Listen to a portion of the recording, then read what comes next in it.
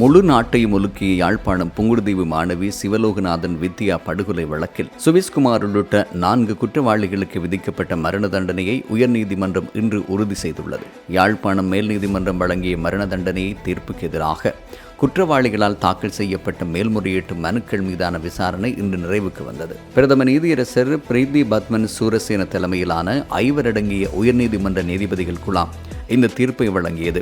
இதன்போது சிறைச்சாலையில் உள்ள குற்றவாளிகள் காணொளி தொழில்நுட்பம் ஊடாக நீதிமன்றில் முன்னிலைப்படுத்தப்பட்டனர்.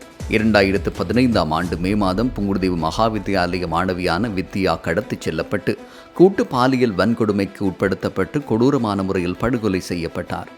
2017ஆம் ஆண்டு செப்டம்பர் மாதம் இந்த வழக்கை விசாரித்த யாழ்ப்பாணம் மேல் நீதிமன்றத்தின் ட்ரையல் அட்பார் நீதிபதிகள் குழாம் சுவிஸ்குமார் உள்ளிட்ட 7 பேரை குற்றவாளிகளாக கண்டு அவர்களுக்கு மரண தண்டனை விதித்தது.